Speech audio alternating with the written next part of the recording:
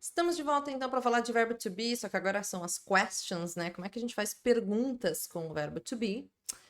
E vou te falar que é muito simples, gente. Não tem segredo, não, viu?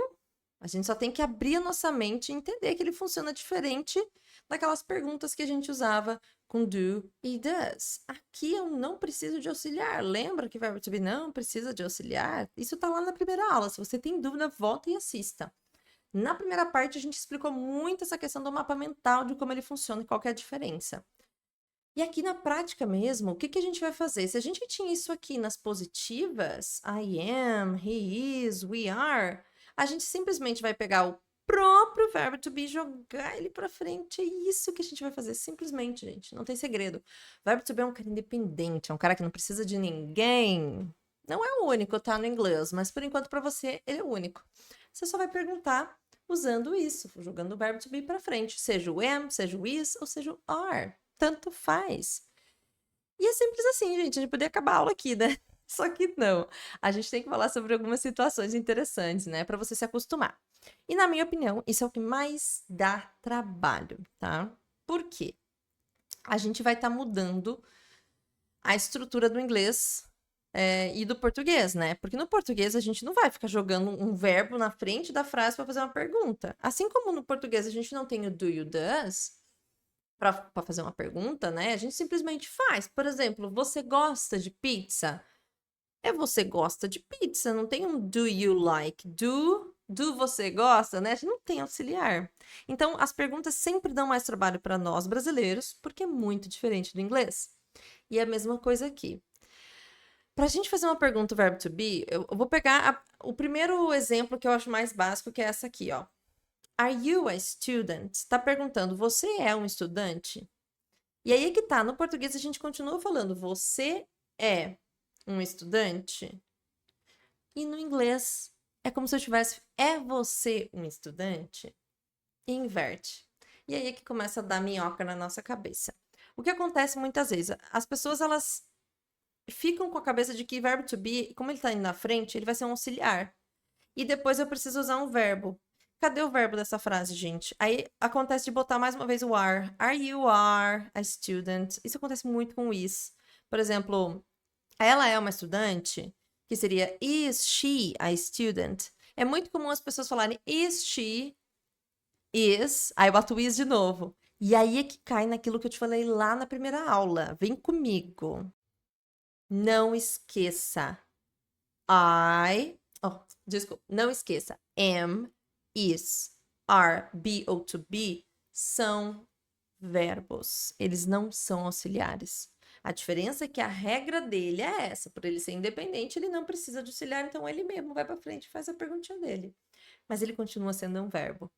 Então, is não tá de enfeite na frase, minha gente. Ele tem uma tradução. E ele é o verbo da frase. Am também não tá só para bonito. Are não tá só para bonitinho ali na frase. Não. Ele tá sendo traduzido, só que em ordem diferente do português. E isso aqui é ouro, vale ouro. Não esqueça desse detalhe, tá? Mas como é que você não vai esquecer? Praticando, né, gente? Tem que praticar, vai praticando, vai se acostumando, ativando.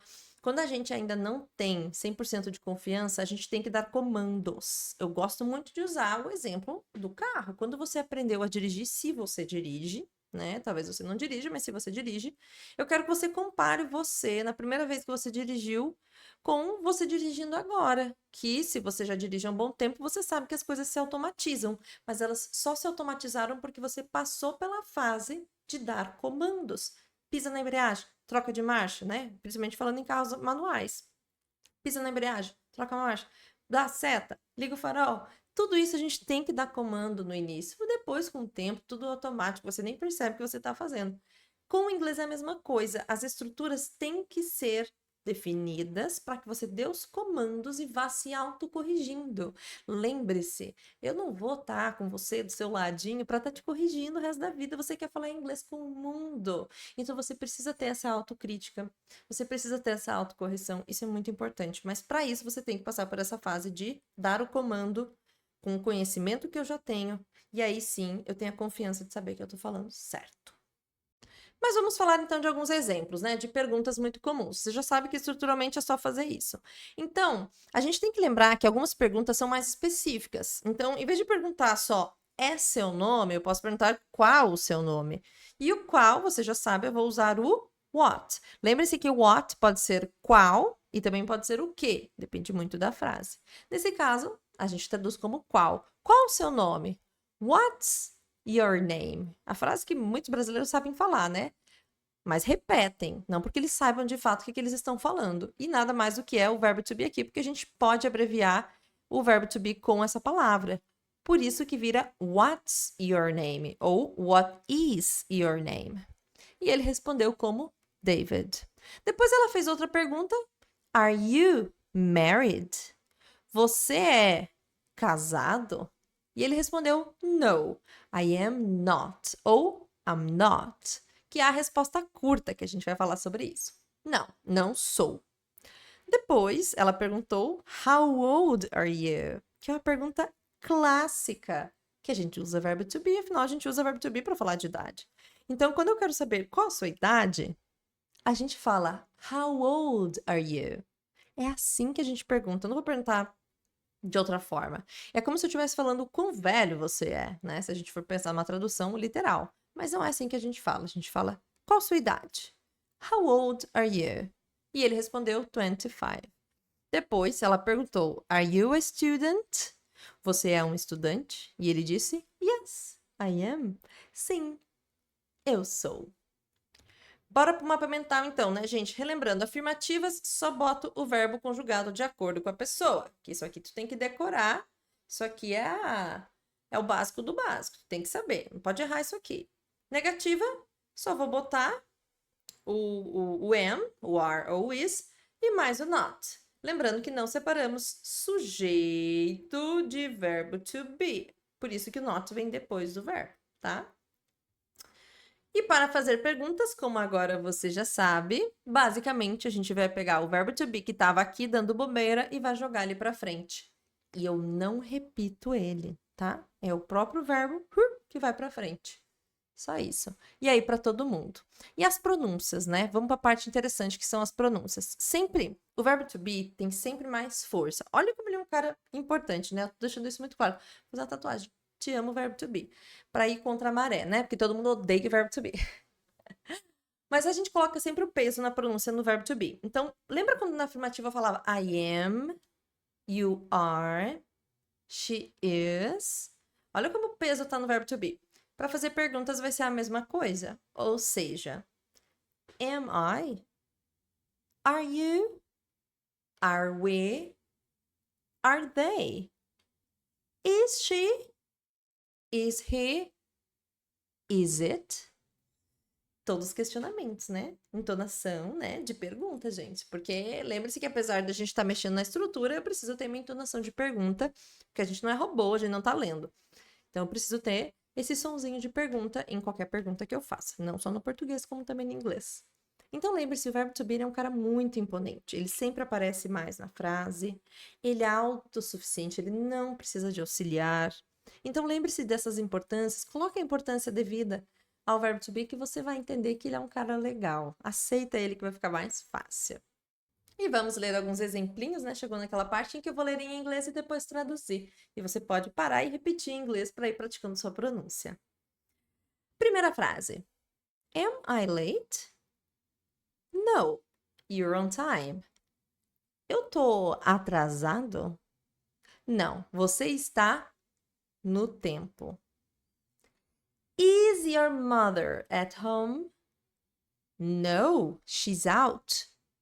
Sua mãe está em casa? Não, ela saiu. Ela tá fora, uma expressão, né? Out é tipo estar fora. Ela está fora. Are your parents at home? No, they're out.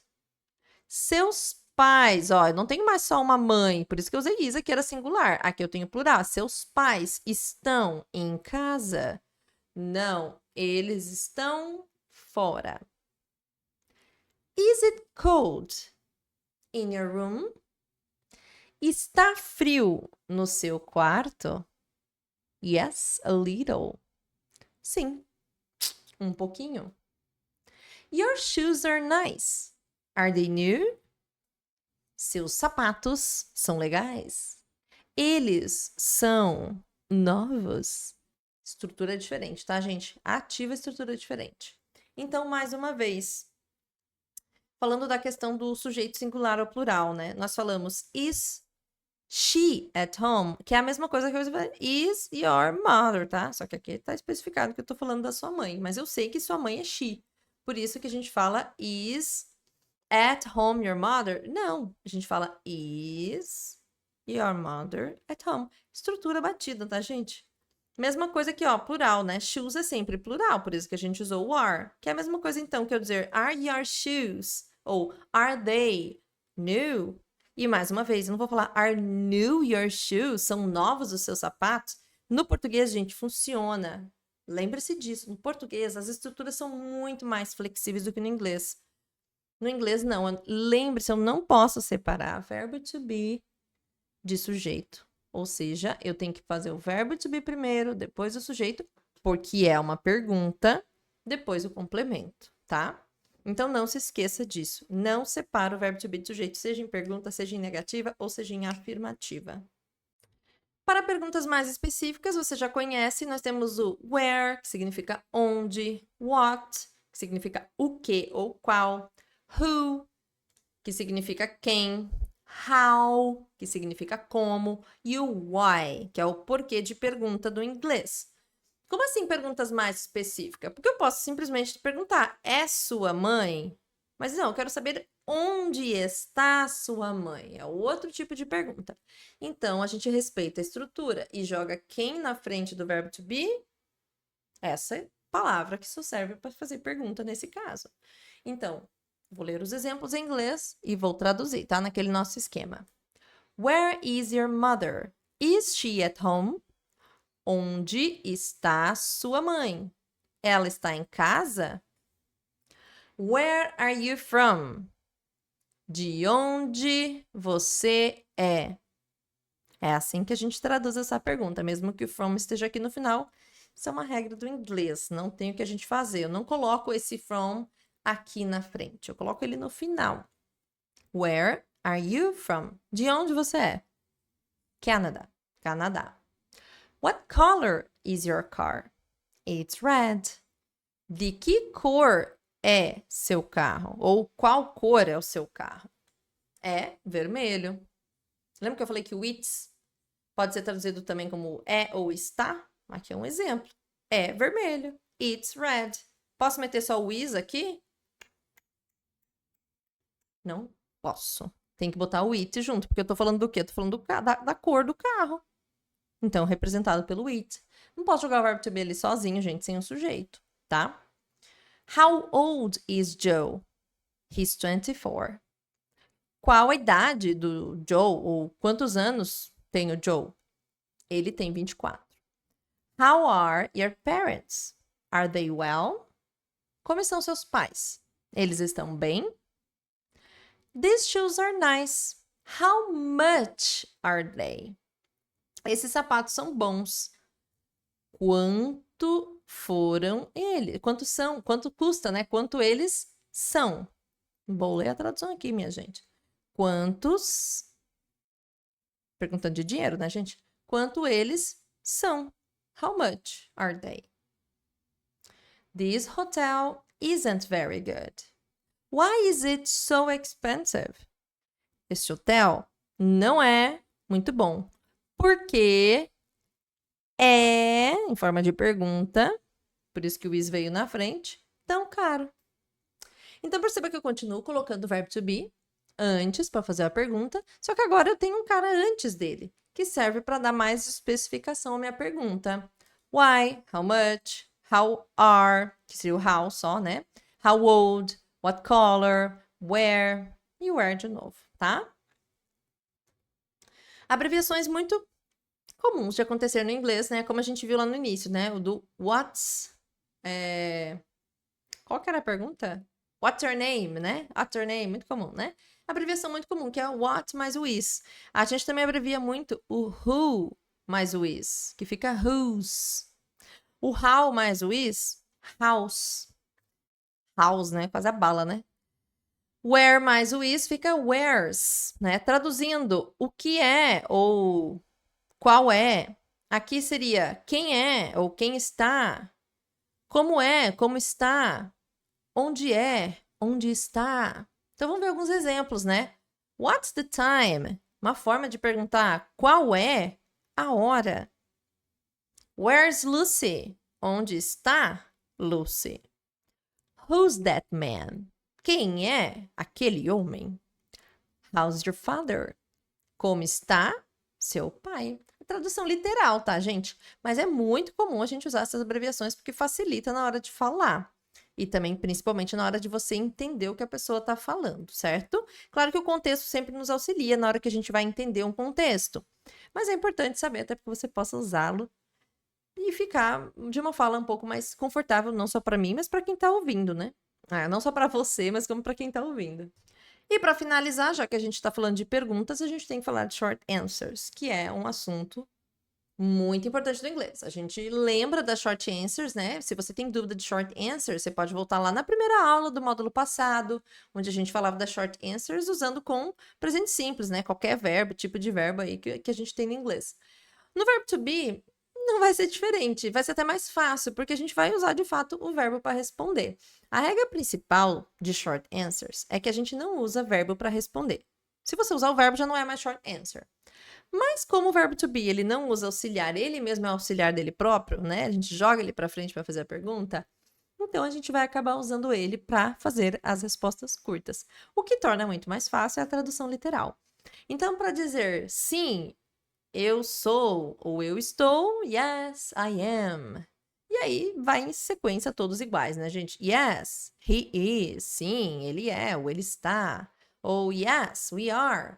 Sim, nós somos, nós estamos. E se for na negativa, lembre-se de botar também na negativa, né, gente? Para não ficar que nem o Chaves, que dizia sim e balançava a cabeça falando não, né? Não dá. Tem que ser coerente com a sua resposta.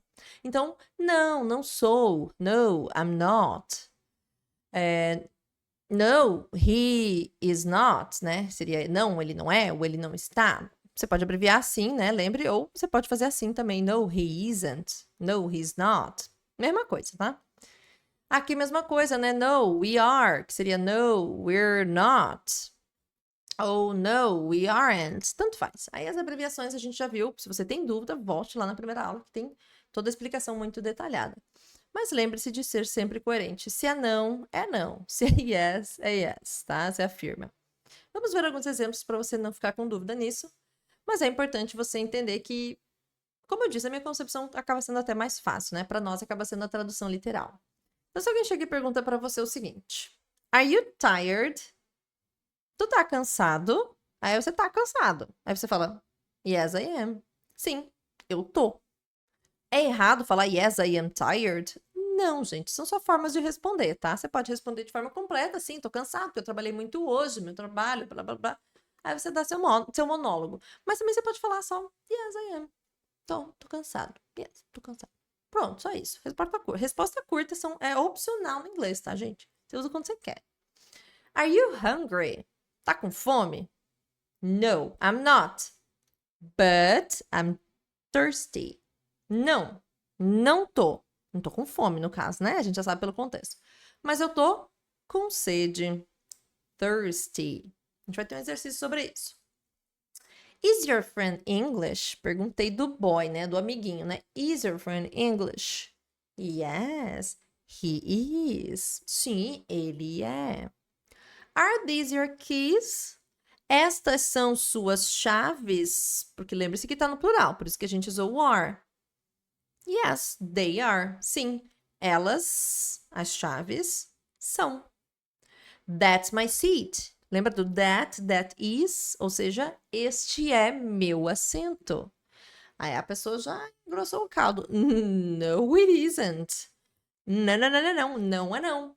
Não é seu assento, tá? Então, a resposta curta, gente, é opcional. Você usa quando você quer. Se você quer dar a resposta longa, você que sabe, você pode complementar, dar a resposta curta e complementar. É importante que você entenda como funciona para você começar a se sentir mais seguro e mais tranquilo para falar isso aqui, tá? Então, para finalizar o nosso mapa mental, né? Para quem gosta de mapa mental, esse é o seu momento. Mapa mental geral do verbo to be, né? Afirmativas é só jogar o verbo de acordo com o sujeito. Pode ser am, pode ser is, pode ser are. Negativas, mais uma vez eu vou jogar de acordo com o sujeito, am, is ou are, e vou acrescentar o not logo em seguida.